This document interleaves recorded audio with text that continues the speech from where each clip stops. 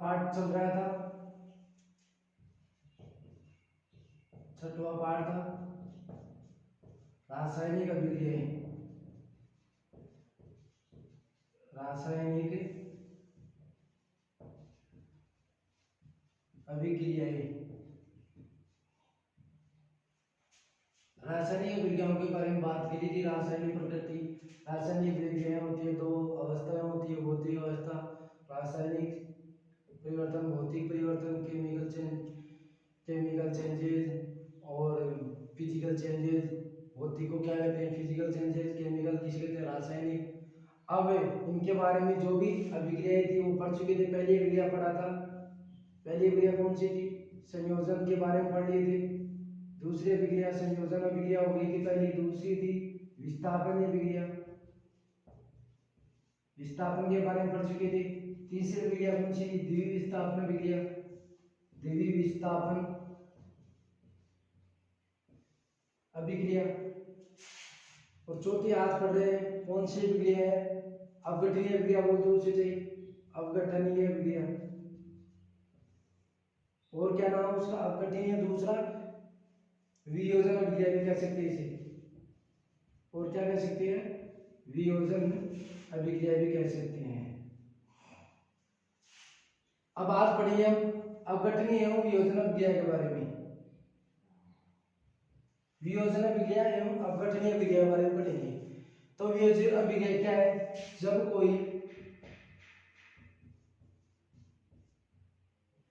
कोई अभिकारक, मतलब संयोजन अभिक्रिया में तो क्या कर रहा था? संयोग कर रहा था। विस्थापन, द्विविस्थापन, दो अणुओं के मध्य विस्थापन। और अपघटनीय क्या है? और वियोजन जब कोई एक अभिकारक, जब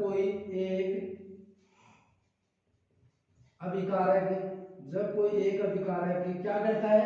जब कोई एक अभिकारक अपघटित होकर क्या करता है? जब कोई अभिकारक अपघटित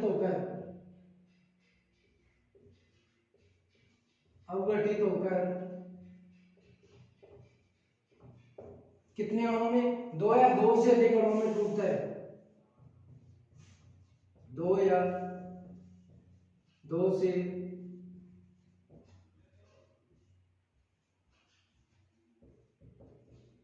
टुकड़ों, दो या दो से अधिक टुकड़ों, या इसे आप कह सकते हो उत्पाद।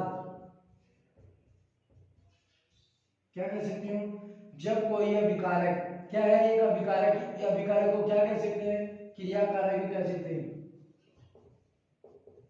और क्या कह सकते हैं? जब कोई क्रियाकारक क्या होता है? अपघटित होकर दो या दो से अधिक उत्पादों का निर्माण करे। क्या करे? निर्माण करता है। उसे क्या कहते हैं? उसे वियोजन अभिक्रिया कहते हैं। वियोजन अभिक्रिया कहते हैं। वियोजन अभिक्रिया कहते हैं। एग्जांपल देखते हैं वियोजन अभिक्रिया। पहले वियोजन अभिक्रिया कितने प्रकार की होती है ये देखते हैं। यह 3 अपघटनीय अभिक्रिया है। 3 अपघटनीय अभिक्रिया कौन कौन सी? पहली विद्युत इलेक्ट्रोलाइटिक, इलेक्ट्रिक के द्वारा विद्युत अपघटनीय अभिक्रिया। दूसरी कौन सी है? ऊष्मीय अपघटनीय अभिक्रिया।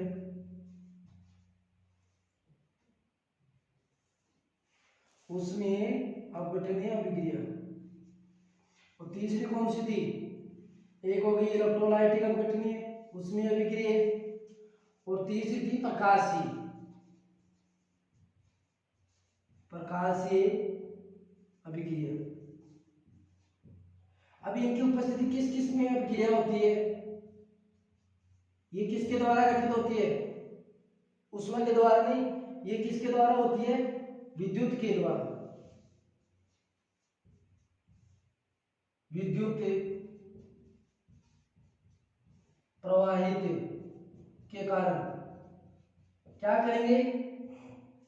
वीर्यन में क्या करेंगे, विद्युत प्रवाहित करेंगे तो टुकड़ों में बटेगा क्या, अपघटन, उत्पाद जिसका निर्माण होगा, उत्पाद का निर्माण। उसमें क्या है, उष्मा देकर उसे हीट प्रदान करके किसका निर्माण होगा, उत्पाद का निर्माण होगा।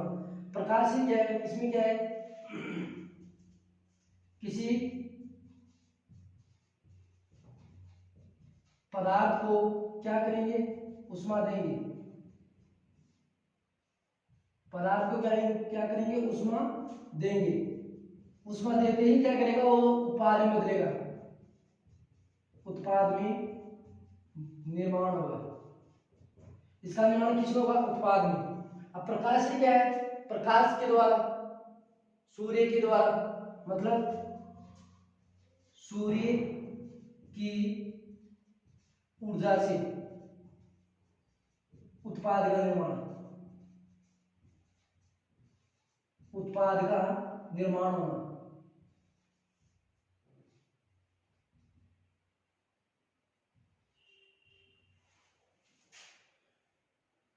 सूर्य की ऊर्जा से उत्पाद का निर्माण होना। अब देखते हैं इसकी अभिक्रिया, देखते हैं कि तीनों की अलग अलग। तो पहले देखते हैं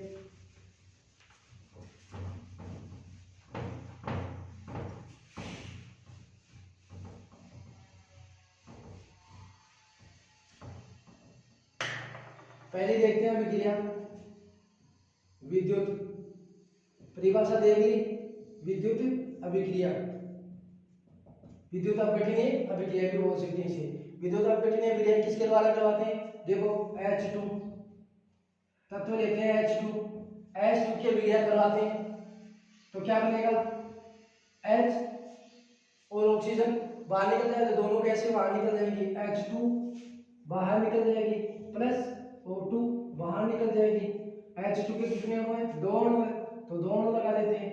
ऑक्सीजन के कितने अणु हैं, 1 अणु है तो 2 अणु हो जाएंगे, 2 2 4 अणु है, अणु बन गए। अब ये क्या है, अभिकारक है,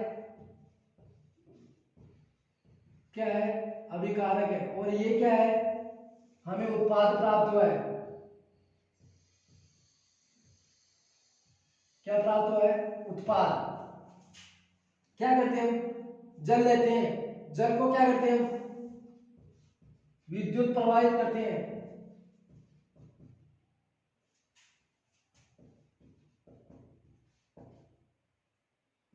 विद्युत प्रवाहित करते हैं तो क्या होगा, अभिक्रिया होगी, अभिक्रिया होगी तो क्या बनेगा, एक तो हाइड्रोजन गैस बनेगी, ये क्या है, गैस, ये क्या है, लिक्विड, और ये भी क्या है, गैस। तो ये क्या करेगा, हाइड्रोजन में मुक्त हो जाएगी। स्थिर का निशान क्या है, ऊर्जा, मुक्त होना। स्थिर का निशान क्या है, ऊष्मा अवरोध से ऊर्जा अवरोध, ऊष्मा मुक्त।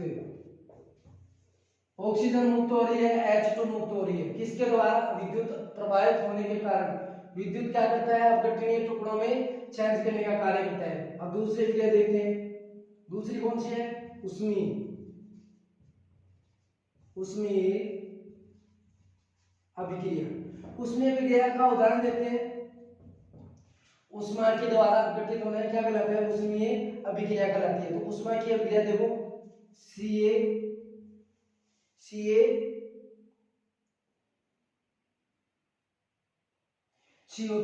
क्या है, CaCO3, इसकी अभिक्रिया करवाते हैं किसके द्वारा, क्या मिलाते हैं इसमें, गर्म करने पर,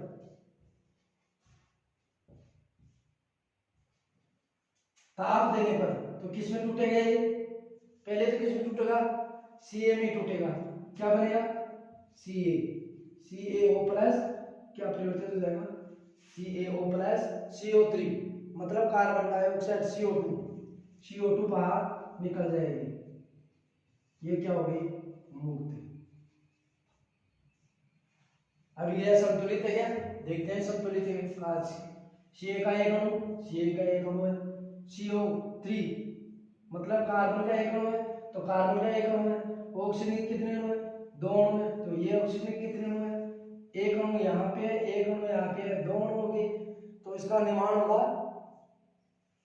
तो किस रूप में होगा इसका, ये क्या है, ठोस के रूप में प्राप्त हुआ है, ये क्या है, गैस है, और ये क्या है, ठोस।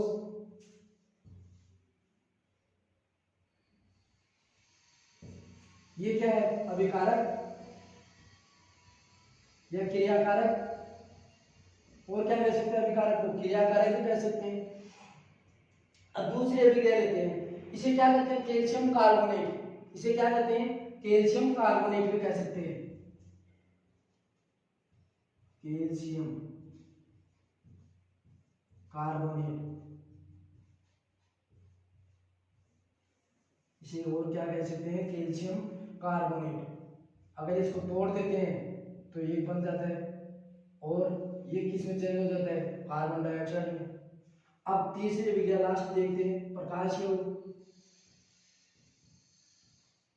प्रकाशीय अभिक्रिया, प्रकाशीय अभिक्रिया करवाते हैं प्रकाश के द्वारा। एग्जाम्पल देखते हैं, प्रकाशीय ऊर्जा के द्वारा क्या होना, अभिकारकों में अभिकारकों का टूटना ही उत्पाद में बदल जाना। तो प्रकाशीय अभिक्रिया देखते हैं, प्रकाश से ऊर्जा प्राप्त कर छोटे छोटे टुकड़ों में टूटना ही क्या कहलाता है, प्रकाशीय अभिक्रिया कहलाती है। तो एग्जाम्पल देखते हैं, Ag2AgCl की अभिक्रिया करवाते हैं किसकी उपस्थिति में, सूर्य की उपस्थिति में, किसकी उपस्थिति में, सूर्य की उपस्थिति में करवाते हैं। तो किसका निर्माण होता है, 2Ag प्लस क्या बाहर निकल जाएगा, 2Ag तो Cl निकल जाएगा बाहर, Cl क्या हो जाएगी, मुक्त, क्या हो जाएगी, Cl मुक्त हो जाएगी। क्लोरीन के कितने अणु है, यहाँ पे 2Ag का अणु है, और ये किस रूप में प्राप्त हुआ है, ठोस के रूप में। ये क्या है, गैस है, तो गैस के रूप में प्राप्त हुई है Cl2। अब ये अभिक्रिया पूरी होगी। अब देखते हैं मंद अभिक्रिया और तीव्र अभिक्रिया, मंद अभिक्रिया और तीव्र अभिक्रिया। तीव्र अभिक्रिया, तीव्र अभिक्रिया किस रूप में होती है, तीव्र अभिक्रिया फास्ट होना, जो क्रिया क्या होती है, फास्ट होती है।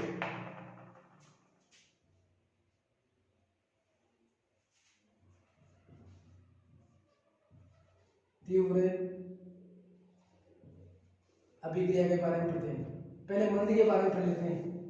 मंद अभिक्रिया, मंद अभिक्रिया के बारे में पढ़ते हैं।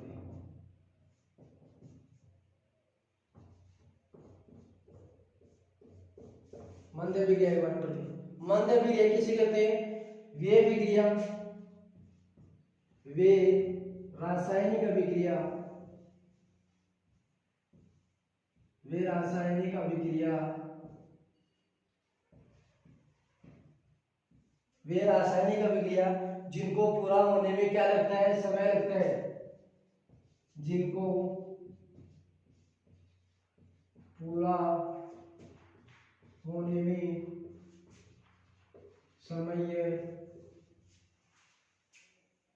समय पूरा होने में कई दिन, महीने, कई महीने और कई साल, वे रासायनिक अभिक्रिया जिनका पूरा होने में कई दिन, कई महीने और कई साल लग जाते हैं, साल भी लग जाते हैं, वह अभिक्रिया क्या कहलाती है, मंद अभिक्रिया।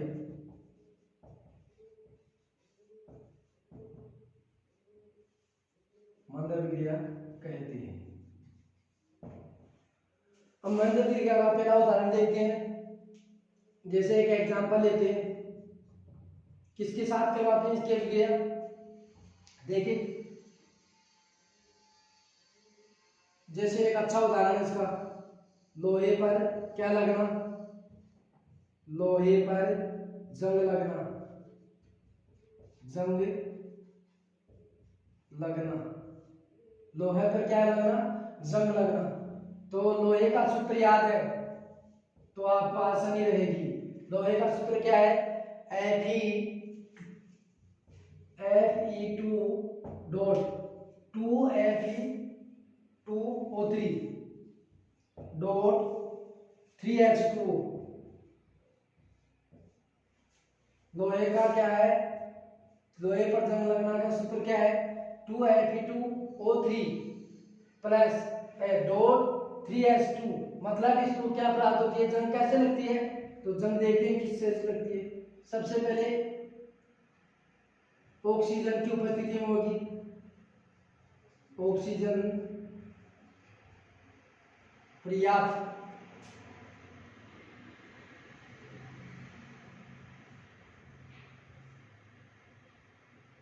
पर्याप्त ऑक्सीजन की मात्रा क्या हो, ऑक्सीजन पर्याप्त मात्रा में तथा नमी की उपस्थिति, नमी मतलब H2 की उपस्थिति में, नमी की उपस्थिति में तब जाके क्या लगती है, जंग। तो जंग लगने में कई महीने लग जाते हैं, कई दिन लग जाते हैं और कई साल भी लग जाते हैं, ये क्रिया होती है। एक अच्छा उदाहरण है, एग्जाम्पल देखते हैं। तो एग्जाम्पल में सबसे पहले Fe का अगर आपको याद है सूत्र तो दिक्कत नहीं आएगी। तो देखते हैं पहले Fe प्लस O2 किसकी उपस्थिति में, लोहे का सूत्र क्या होता है, आयरन का सूत्र क्या है, फेरस। आयरन को क्या कहते हैं, फेरस। और किसकी उपस्थिति में, ऑक्सीजन की उपस्थिति में। और नमी, किस नमी की आवश्यकता, H2 की आवश्यकता होती है, H2 की आवश्यकता होती है। तो क्या प्राप्त होता है, 2Fe2O3 डॉट 3H2O, ये जंग लग जाती है। तो मतलब ये अभिक्रिया संतुलित है क्या, ये अभिक्रिया संतुलित है क्या, नहीं। क्यों, क्योंकि Fe का कितने अणु है, 2 और 2 4 अणु है, तो 4 अणु। ऑक्सीजन के कितने अणु है, 2 अणु है, तो यहाँ पे कितने हैं, 2 अणु यहाँ, 1 अणु यहाँ, तो 2 और 2 4, 2 अणु, 2 और 2 4 अणु हो गए। अब H2 के कितने अणु है, 2 अणु है, तो H2 के 2 अणु, ऑक्सीजन का कितना अणु है, 1 अणु, तो कितने अणु हो गए, H2 2 3 3 3 दूनी 6 अणु हो गए H2 के, तो 6 अणु यहाँ पे लगाना है, तो 6 हो गए H2 के अणु। अब ये संतुलित अभिक्रिया होगी, क्या है, संतुलित अभिक्रिया है ये।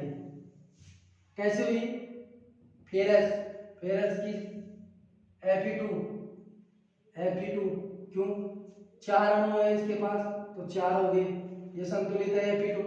ऑक्सीजन के कितने अणु है, 3 अणु है, तो यहाँ पे ऑक्सीजन के कितने अणु थे, 2, तो 2 और 2 4 अणु, तो 4 अणु हो गए, 6 अणु H2 के अणु यहाँ पे कितने हैं, 3 और 3 दूनी 6, तो 6 अणु यहाँ पे हो गए। इस प्रकार क्या हो गया, 10 अणु। अब देखते हैं Fe2 की ओर, अब होगी तीव्र अभिक्रिया, तीव्र अभिक्रिया। इसमें क्या होती है, जो रिजल्ट प्राप्त होते हैं वो फटाफट हो जाते हैं। वे रासायनिक अभिक्रिया, परिभाषा देखते हैं, वे रासायनिक अभिक्रिया, वे रासायनिक अभिक्रिया जो अभिकारकों के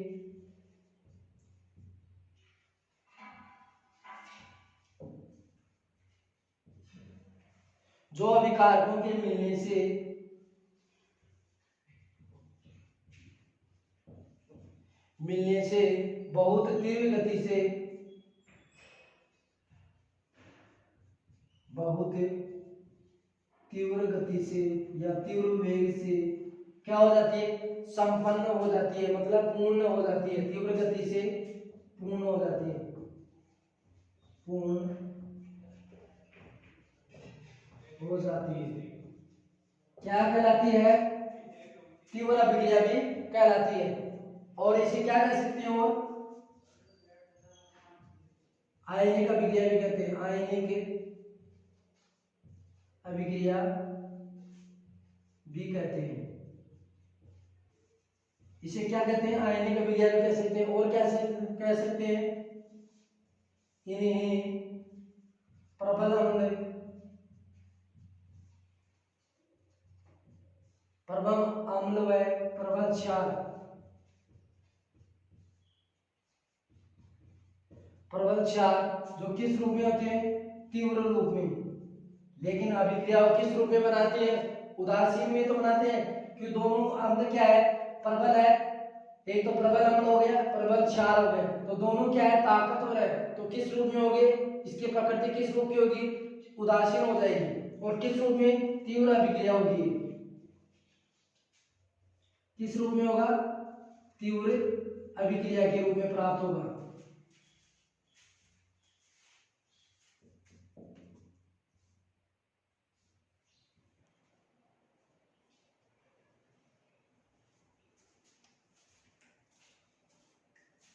अब इसका एग्जांपल देखते हैं तीव्र अभिक्रिया। HCl की अभिक्रिया किसके साथ करवाते हैं, NaOH के साथ करवाते हैं। क्यों, तीव्र अभिक्रिया है तो HCl क्या है, इसकी सक्रियता क्या है, इसकी सक्रियता क्या है, ज्यादा है। तो HCl प्लस NaOH की अभिक्रिया करवाते हैं, तो क्या उत्पाद प्राप्त होगा हमारे को, NaCl प्लस क्या प्राप्त होगा, OH हाइड्रोक्सिल आयन, मतलब H2 बाहर निकल जाएगा, जल बाहर निकल जाएगा। यह अभिक्रिया किस रूप में होती है, 10 की घात -10। इसका अर्थ क्या है, मतलब पूरी हो जाती है, 10 की घात -10 सेकंड में पूरी हो जाती है, सेकंड में पूरी हो जाती है। इसके बारे में हम सोच भी नहीं सकते, इतनी तीव्र गति से सेकंडों में आ गई। वैसे क्या है, सेकंड में है, मतलब 10 की घात -10 सेकंड में क्या हो जाती है, अभिक्रिया पूर्ण हो जाती है। इसे क्या कहते हैं, तीव्र अभिक्रिया भी कहते हैं। जैसे देखते हैं 10 की घात -10 का अर्थ क्या है कि एक सेकंड का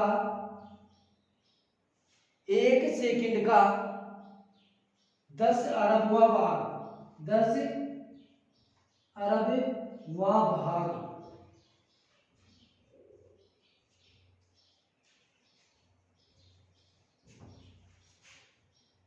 10 की घात -10 सेकंड का अर्थ क्या है कि एक सेकंड होती है ना, उसका 10 अरबवा भाग वो क्या है, 10 की घात -10 सेकंड है। अब एक अभिक्रिया और है जो वो भी क्या है, 10 की घात -10 सेकंड में पूरी होती है, वो इससे भी तेज गुनी होती है। उस वो अभिक्रिया क्या है, देखते हैं एग्जांपल इसका भी।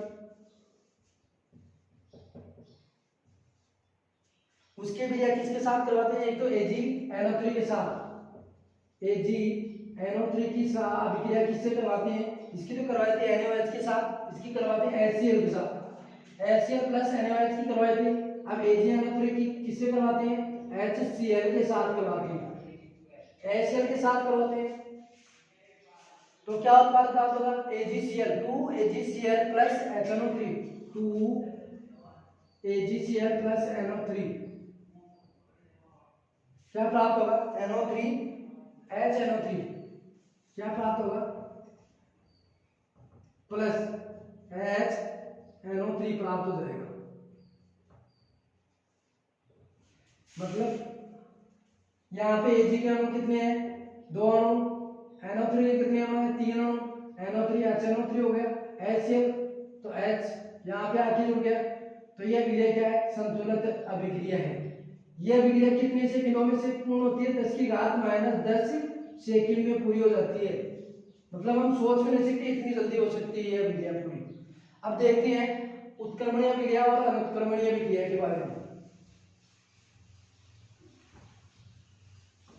उत्क्रमणीय एवं अनुत्क्रमणीय अभिक्रिया के बारे में देखते हैं। उत्क्रमणीय अभिक्रिया क्या है और अनुत्क्रमणीय अभिक्रिया क्या है। तो अनुत्क्रमणीय अभिक्रिया के बारे में पहले देखते हैं।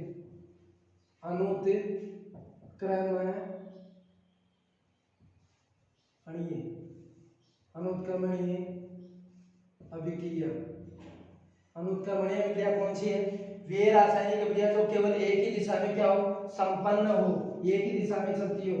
वे रासायनिक अभिक्रिया जो एक दिशा में चलती हो। क्या हो, एक ही दिशा में चलती हो। इसका चिन्ह क्या है, तीर का निशान, ये क्या है इसका चिन्ह, इसके द्वारा प्रदर्शित किया जाता है, प्रदर्शित किया जाता है। और क्या है इसके बारे में, और है अभिकारकों की सांद्रता कम क्या होती है, अभिकारकों की सांद्रता मतलब क्रिया कारकों या अभिकारकों की सांद्रता क्या होती है, यहाँ पे कम होती है। कम को अपन ऐसे भी रिप्रेजेंट कर सकते हैं, तथा उत्पादों की संख्या क्या हो सकती है, उत्पादों की सांद्रता बढ़ जाती है, तथा उत्पादों की सांद्रता क्या हो जाती है, बढ़ जाती है। तो बढ़ती किससे है, इसके द्वारा रिप्रेजेंट किया जाता है। अब जैसे अभिक्रिया देख लेते हैं, उत्क्रमणीय अभिक्रिया देख लेते हैं। तो पहले देखते हैं C+ उदाहरण C+O2, ये एक ही चीज में चलती है, केवल वापिस कार्बन नहीं बन सकता इससे। ये क्या हो गया, ये क्या है, कार्बन है, किसकी उपस्थिति में चलाते हैं, ऑक्सीजन की उपस्थिति में चलाते हैं। ये क्या है, ऑक्सीजन, और ये क्या प्राप्त हो जाता है, कार्बन डाइऑक्साइड, उत्पाद प्राप्त हो जाता है, मतलब उत्पाद। ये क्या है, उत्पाद, ये क्या है, अभिकारक, ये क्या है, उत्पाद है। कार्बन की उपस्थिति में क्या चलता है, ऑक्सीजन, कार्बन किसकी उपस्थिति में चलता है, ऑक्सीजन की उपस्थिति में, तो बनता है क्या है, carbon dioxide, carbon dioxide. Carbon dioxide तो बन गया, लेकिन ये उपस्थिति में नहीं चलता है, ये वापिस कार्बन नहीं बन सकता है, मतलब ये एक ही दिशा में गमन करती है ये अभिक्रिया। अब तो गमन दोनों दिशाओं में करने वाली कौन सी है, उत्क्रमणीय अभिक्रिया, उत्क्रमणीय अभिक्रिया। इसके बारे में देखते हैं, उत्क्रमणीय अभिक्रिया। उत्क्रमणीय उदाहरण के देखते हैं, यह क्या, यह दोनों दिशाओं में, यह दोनों दिशाओं में चलती है। इसके उदाहरण देखते हैं, कौन सी है वो अभिक्रिया जो दोनों दिशाओं में चलती है। इसको किसके द्वारा रिप्रेजेंट किया जाता है, इस चिन्ह के द्वारा रिप्रेजेंट किया जाता है, चिन्ह के द्वारा प्रदर्शित किया जाता है।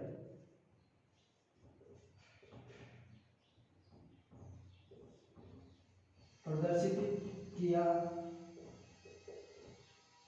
जाता है।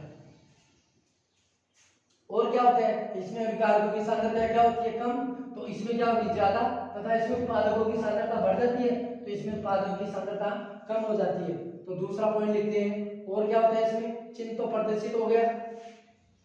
दूसरा है, उसी समय उन्हीं परिस्थितियों में क्या होता है, उत्पाद प्राप्त होता है, रासायनिक समीकरण, मतलब रासायनिक अभिक्रिया, रासायनिक अभिक्रिया जिनमें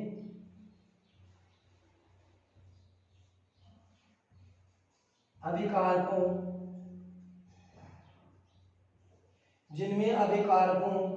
से उत्पाद का निर्माण होता है, से किसका निर्माण होता है, से उत्पाद का निर्माण होता है,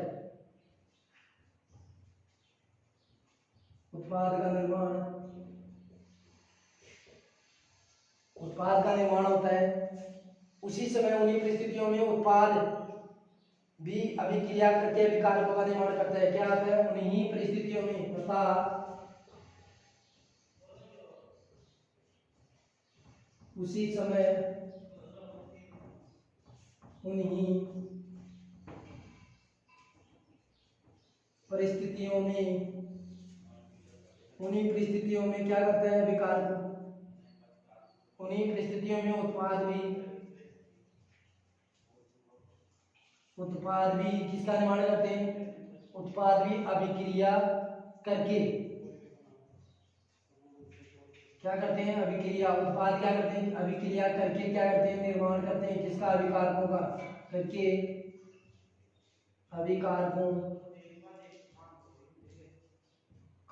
अभिकारकों का निर्माण करते हैं। निर्माण करते हैं, इसका निर्माण करते हैं, अभिकारकों का निर्माण करते हैं। और एग्जाम्पल देख लेते हैं दूसरा, दोनों अभिक्रियाओं में चलती है, दोनों दिशाओं में। यह अभिक्रिया कभी पूर्ण नहीं होती है, मतलब ये इसके द्वारा रिप्रेजेंट होती है तो वापस इसके द्वारा, लेकिन इसमें क्या होता है, कार्बन दोबारा नहीं बन सकता। Ever carbon dioxide oxygen, carbon किसकी उपस्थिति में चलता है, ऑक्सीजन की उपस्थिति में। एवर जल गया तो क्या बनेगा, कार्बन डाइऑक्साइड। कार्बन डाइऑक्साइड से क्या नहीं बन सकता, कार्बन कभी नहीं बन सकता, और O2 गैस मुक्त नहीं हो सकती। तो तीसरा पॉइंट देखते थे, यह अभिक्रिया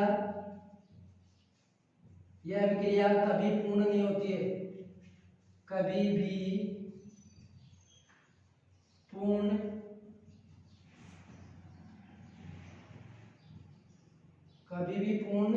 नहीं होती है। और क्या होती है, एग्जांपल देख लेते हैं किसकी उपस्थिति में।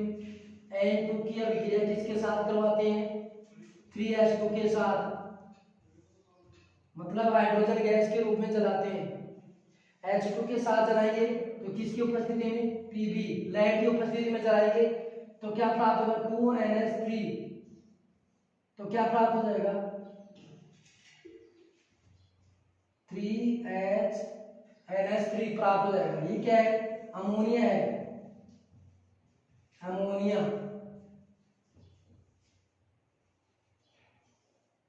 ये क्या है, अमोनिया है, NH3 क्या है, अमोनिया। ये क्या है, नाइट्रोजन, किसका प्रतीक है, नाइट्रोजन का। और ये बताइए, ये हाइड्रोजन है, हाइड्रोजन। अगर N2 की अभिक्रिया हाइड्रोजन के साथ करवाते हैं और किसकी उपस्थिति में, लेड मतलब Pb, पारा, शीशा, इसकी उपस्थिति में करवाते हैं तो क्या प्राप्त होगा, NH3 प्राप्त होगा। NH3 क्या है, अमोनिया। हम अमोनिया से क्या बना सकते हैं, नाइट्रोजन और H2 बाहर निकाल सकते हैं, नाइट्रोजन गैस और H2 गैस, मतलब हाइड्रोजन और नाइट्रोजन गैस दोनों प्राप्त कर सकते हैं। तो ये अभिक्रिया क्या है, एक दिशा में चलती है और तथा दूसरी दिशा में भी संपन्न होती है। तो ये अभिक्रिया है, दोनों दिशाओं में चलती है। N2 से क्या बन सकता है, अमोनिया, और अमोनिया से क्या बन सकता है, N2 तथा H2 बन सकता है। ये अभिक्रिया क्या है, संतुलित भी है। उत्क्रमणीय अभिक्रिया, अनुत्क्रमणीय अभिक्रिया होगी पूर्ण। अब देखते हैं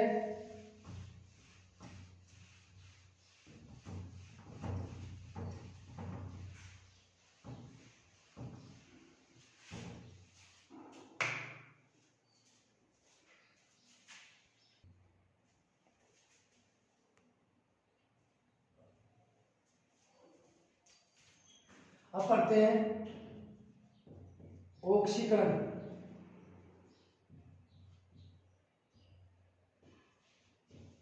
ऑक्सीकरण और अपचयन,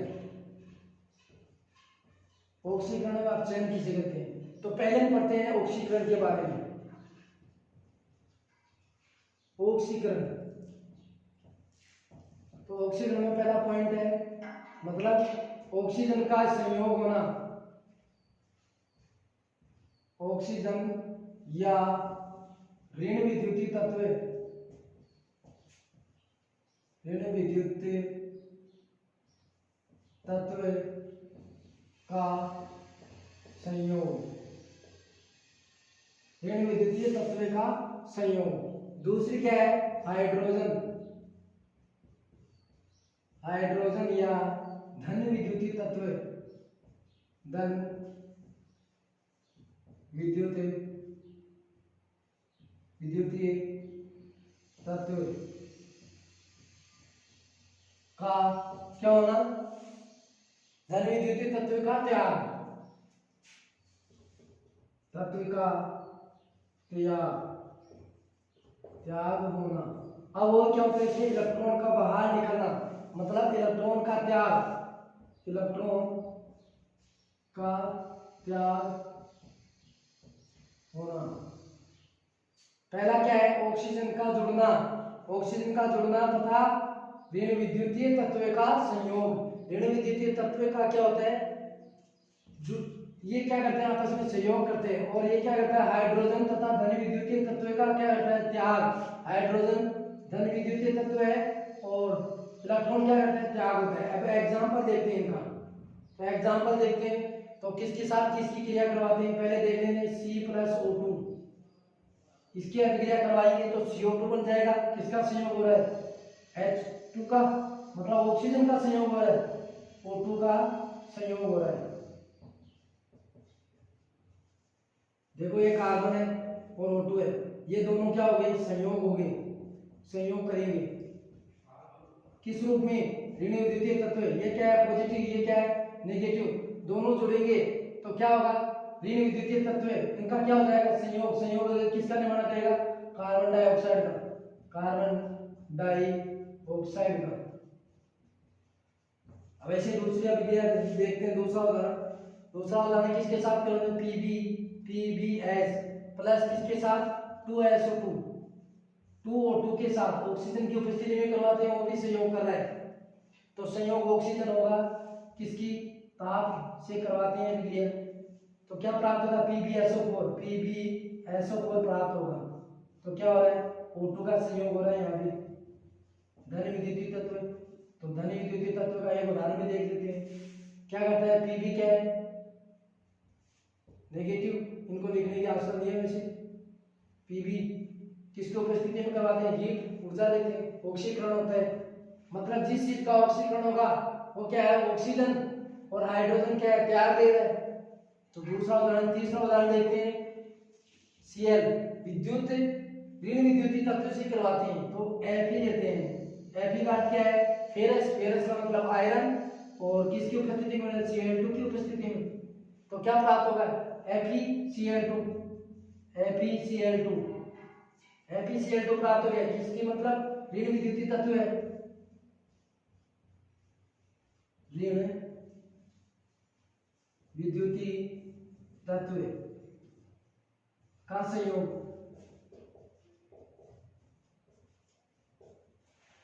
अब एक एग्जांपल और देख लेते हैं, ये क्या है, इलेक्ट्रॉनों का त्याग होना। तो चौथा उदाहरण देखते हैं, एग्जांपल देखते हैं, C3,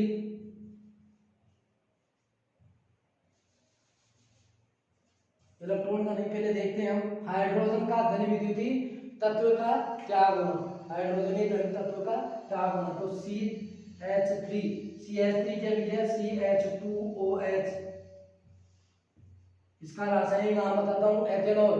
क्या नाम है इसका, एथेनॉल, एथेनॉल, एथेनॉल। तो क्या बनाएगा, H2, H, हाइड्रोजन बाहर निकल जाएगा, तो क्या बन गया, CH3। संतुलित अभिक्रिया बनाते हैं इसकी, CH3COOH, CH3CO, CHO, और क्या हो जाएगा, बाहर निकल जाएगा H2 प्लस H2। इसका अर्थ है ऊर्जा मुक्त होना, H2 गैस क्या होगी, मुक्त हो गई। ये क्या है, गैस, ये क्या है, सॉल्ट, मतलब ठोस, और ये भी क्या है, ठोस। अब इसके एथेनॉल, एथेनॉल तो यहाँ पे क्या होता है, क्या ना, एथेनॉल, एथेनॉल की जगह क्या प्राप्त होता है, एथेनॉल प्राप्त होता है, एथेनॉल प्राप्त होता है।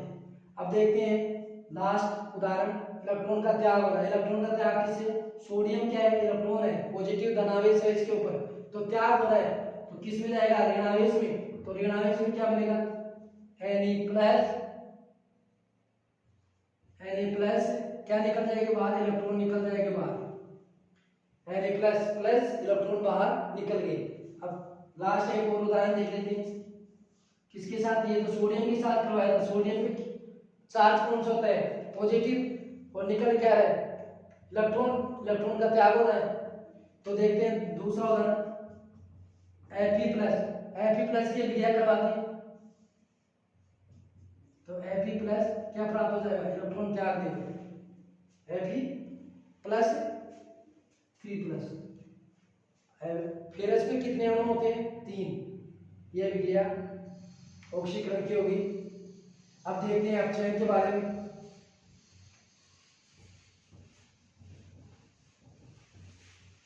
इनमें तुलना भी पढ़ लेंगे हम बाद में। अपचयन अभिक्रिया के बारे में पढ़ते हैं। क्या है, अपचयन अभिक्रिया।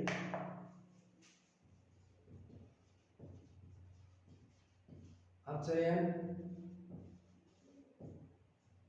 अभिक्रिया, अपचयन अभिक्रिया क्या है, इसमें क्या था, ऑक्सीजन क्या हो रही थी, ऑक्सीजन के साथ ऋण विद्युतीय तत्व का क्या हो रहा था, संयोग। तो ऑक्सीजन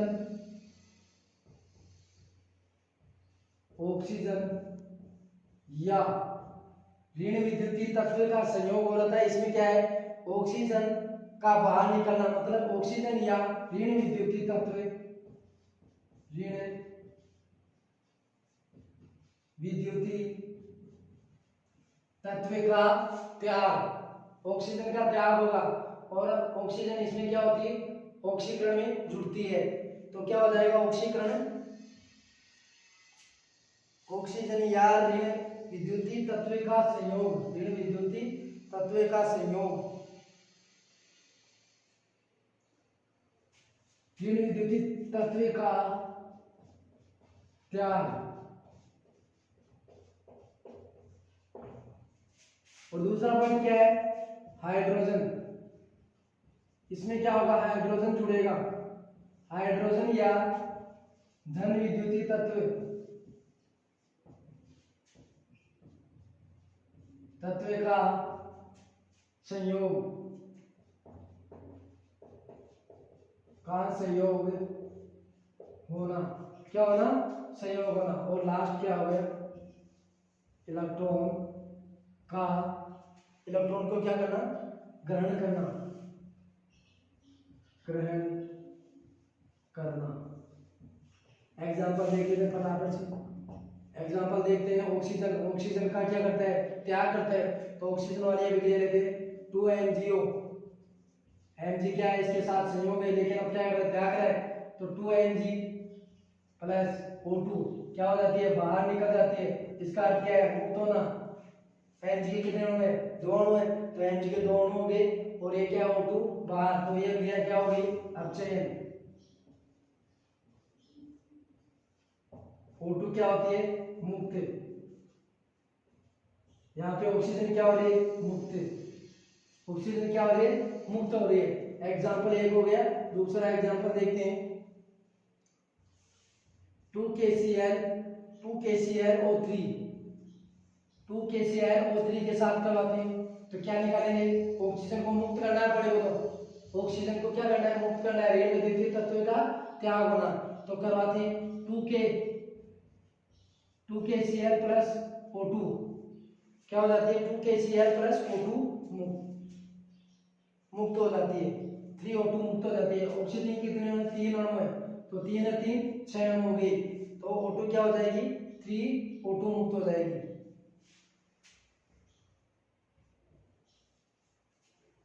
अब तीसरी अभिक्रिया देखते हैं, किसके साथ, हाइड्रोजन और धन विद्युतीय तत्व का संयोग। तो देखते हैं H2, H2 की अभिक्रिया किसके साथ करवाते हैं, Cl2 के साथ करवाते हैं।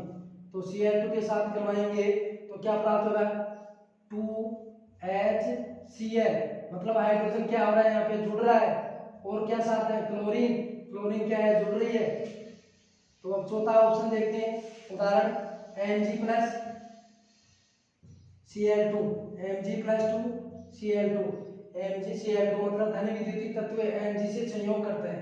किससे करता है, धन विद्युतीय तत्व Mg से संयोग करता है। तो बनता क्या है, 2Mg मतलब MgCl2, Mg का एक अणु है, संतुलित है, Cl2 के 2 अणु है, Cl2 के 2 अणु है, तो संतुलित है। H2 के कितने अणु है, 2, यहाँ पे H2 के 2 अणु है, Cl2 के क्या है, 2 2 4 अणु हो गए। तो Cl2 मतलब Cl के कितने अणु है, 2 अणु, ये भी क्या है, संतुलित है। और पांचवी अभिक्रिया देखते हैं, किसके द्वारा, इलेक्ट्रॉन के द्वारा। तो Cl प्लस किसके साथ करवाते हैं, इलेक्ट्रॉन को त्याग करते हैं, तो क्या प्राप्त होता है, Cl, तो क्या हो गया, ग्रहण कर लिया, इसने इलेक्ट्रॉन ग्रहण कर लिया, Cl नेगेटिव, ये क्या कर लेता है, इलेक्ट्रॉन को ग्रहण कर लेता है।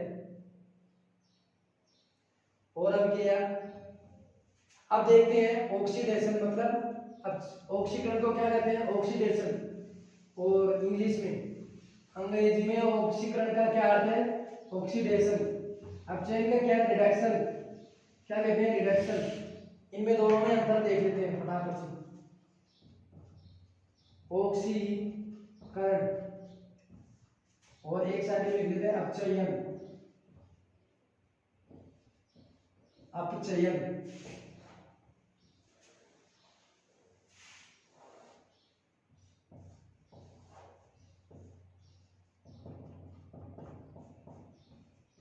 पहला उदाहरण देख लेते हैं इसके बारे में। इसमें क्या होता था, ऑक्सीजन मुक्त हो रही थी कि ऑक्सीजन जुड़ रहा था। ऑक्सीजन का जुड़ना, ये क्या कर रहा था, ऑक्सीकरण को जुड़ रहा था, ऑक्सीकरण जुड़ना। और इसमें क्या था, O2 मुक्त होना, मतलब O2 त्याग, O2 का त्याग। और दूसरा देखते हैं, इसमें क्या था, हाइड्रोजन, हाइड्रोजन का त्याग। हाइड्रोजन का क्या हो रहा था, बाहर निकल रहा था, हाइड्रोजन का बाहर निकलना। और ये क्या कर रहा था, हाइड्रोजन को क्या करता है, H2 को ग्रहण कर रहा था, मतलब है हाइड्रोजन को संयोग, हाइड्रोजन से संयोग, हाइड्रोजन से क्या कर रहा था, संयोग। अब चौथा पॉइंट क्या है, इसमें ऋण विद्युतीय तत्व था, मतलब धन विद्युतीय तत्व, धन विद्युतीय तत्व संयोग किसके साथ, ऑक्सीजन के साथ। किसके साथ कर रहा था, ऑक्सीजन के साथ संयोग कर रहा था।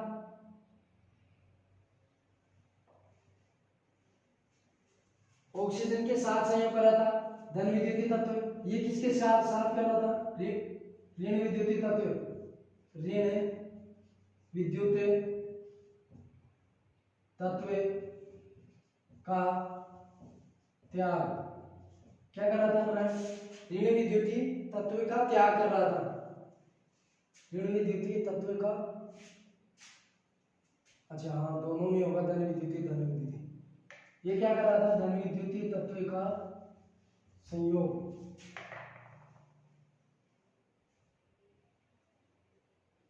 धन विद्युतीय तत्व का संयोग कर रहा था, धन विद्युतीय तत्व का त्याग। ये क्या कर रहा था, त्याग, त्याग, धन विद्युतीय तत्व का त्याग होना। और ये क्या कर रहा था, धन विद्युतीय तत्व का, धन विद्युतीय तत्व का, धन विद्युतीय तत्व का संयोग, संयोग। अब ये क्या कर रहा है, लास्ट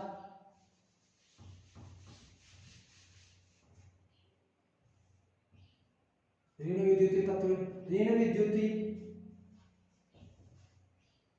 तत्व का संयोग उल्टा होता है, मतलब इनमें सभी में क्या होता है, संयोग होता है। और इसमें क्या हो जाता है, ऋण विद्युतीय तत्व बाहर निकल जाते हैं, ऋण विद्युतीय तत्व का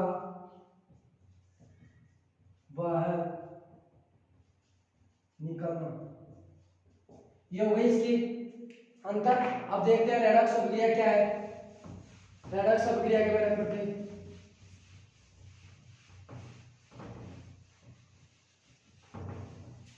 रेडॉक्स अभिक्रिया के बारे में पढ़ते हैं, रेडॉक्स अभिक्रिया क्या है।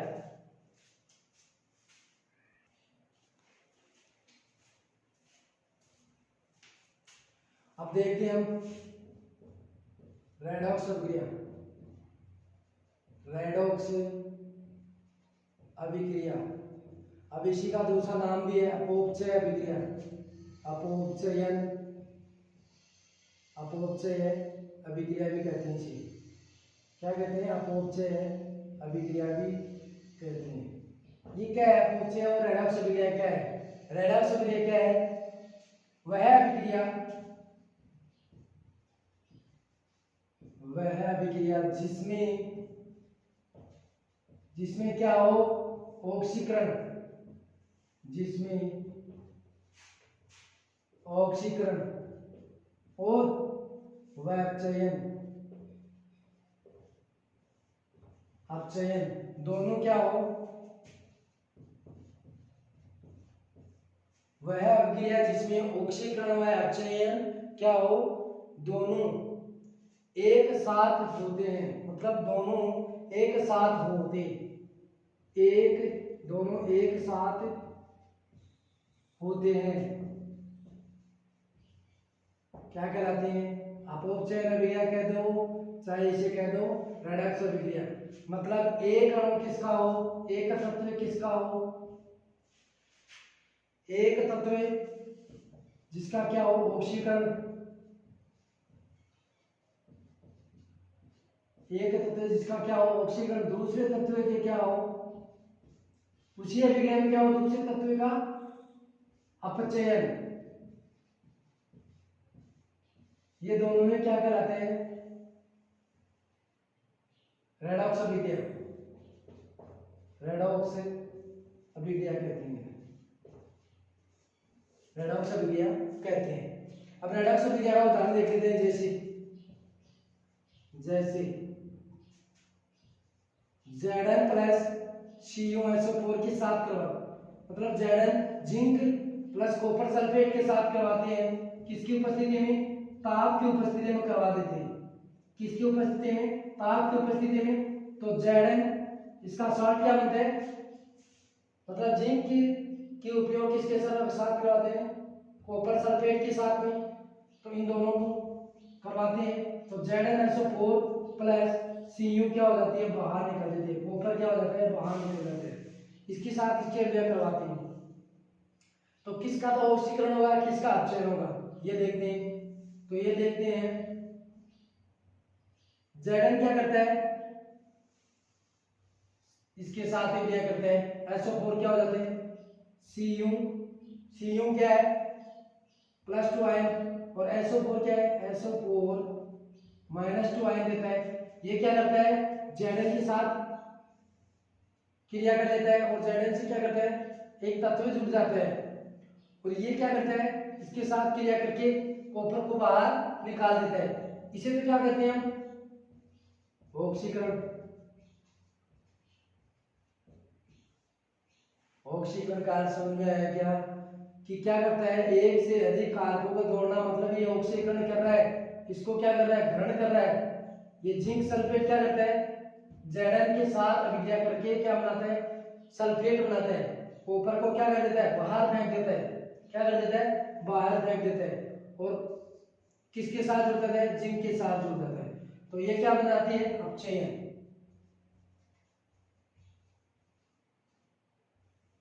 ये किसका त्याग कर रहा है, कॉपर किसका त्याग कर रहा है, SO4 का कर दिया, तो क्या हो गया, अपचयन। तो देखते हैं अपचयन कैसे बनता है, अपचायक और अपचयन के, अपचायक और ऑक्सीकरण किसे कहते हैं, अपचायक। देखो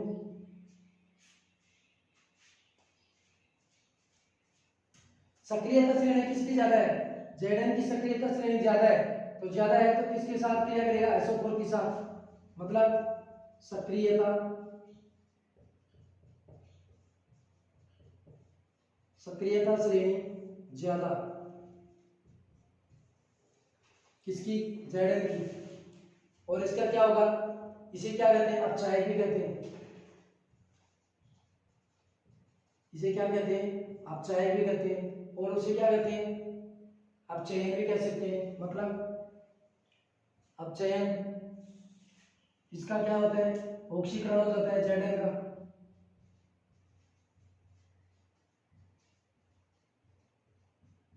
ऑक्सीकरण। अपचयन और अपचायक या ऑक्सीकरण क्या है, इसके बारे में देखते हैं। ऑक्सीकरण का टूटना, उसके ग्रहण कर लेना, किसका होता है, ऑक्सीकरण का टूट गया तो कौन करेगा, ग्रहण कर लेगा, और अपचयन का क्या होना, जुड़ना।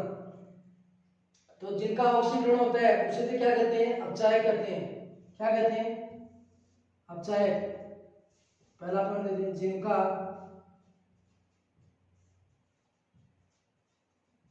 ऑक्सीकरण ऑक्सीकरण होता है उसे क्या कहते हैं, अपचायक कहते हैं। दूसरा पॉइंट देखते हैं इसके बारे में, इलेक्ट्रॉन त्याग कर क्या करते हैं, इलेक्ट्रॉन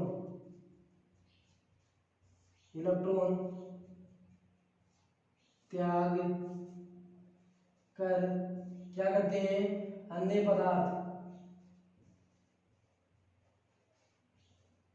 अन्य पदार्थ को अपचयित करते हैं, अपचयित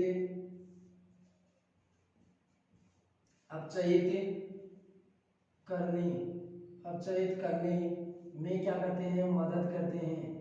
क्या कहलाते हैं, अपचायक कहलाते हैं, मदद करते हैं। क्या कहलाते हैं, अपचायक कहलाते हैं। जिनका ऑक्सीकरण होगा उन्हें क्या कहते हैं हम, अपचायक कहते हैं। क्या कहते हैं, अपचायक कहते हैं। और जिनका ऑक्सीकरण मतलब ऑक्सीकरण, जिनका अपचयन होगा, पहला पॉइंट, जिनका अपचयन मतलब उल्टा है, जिसमें क्या होगा, ऑक्सीकरण होगा, जिसका क्या होगा, ऑक्सीकरण, तो उसे क्या कहते हैं, अपचायक कह देते हैं। जिसका क्या होता है, अपचयन होगा तो क्या कह देते हैं, ऑक्सीकरण कह देते हैं। दूसरा ये क्या करते हैं, इलेक्ट्रॉन त्याग कर मतलब इलेक्ट्रॉन ग्रहण करते हैं, इलेक्ट्रॉन ग्रहण करते हैं। क्या करते हैं, ग्रहण कर अन्य,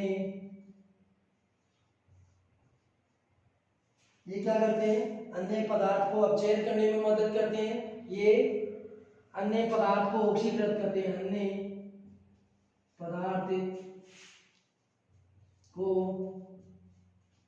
ऑक्सीकृत करते हैं। क्या कहलाते हैं, अपचयन ऑक्सीकारक कहलाते हैं। क्या कहलाते हैं, ऑक्सीकारक, जो ऑक्सीकृत करते हैं। इलेक्ट्रॉन ग्रहण तो करते हैं लेकिन अन्य पदार्थ को भी क्या कर देते हैं, ऑक्सीकृत करते हैं, ऑक्सीकृत करते हैं, तो उसे क्या कहते हैं, ऑक्सीकरण कहलाते हैं। ये समझ में आ गया। Zn की अभिक्रिया करते हैं। और तो Zn क्या करता है, Zn के पास दो इलेक्ट्रॉन के अणु होते हैं, वो क्या करता है, त्याग करता है। इनका क्या करता है, त्याग करके किसको दे देता है, SO4 के साथ क्रिया कर लेता है। और Cu के पास भी क्या है, दो, ये त्याग करके क्या कर देता है, बाहर निकल जाता है। आज ये हमारा टॉपिक पूरा। अब हम कल पढ़ेंगे उत्प्रेरक के बारे में। उत्प्रेरक दो पार्ट में क्या था, रासायनिक अभिक्रियाएं तथा उत्प्रेरक। तो कल हम पढ़ेंगे रासायनिक अभिक्रिया पूरी हो गई। अब आगे हम पढ़ेंगे उत्प्रेरकों के बारे में। उत्प्रेरक कितने प्रकार के होते हैं, उत्प्रेरक कितने प्रकार के होते हैं, और उत्प्रेरक अभिकारक कितने होते हैं।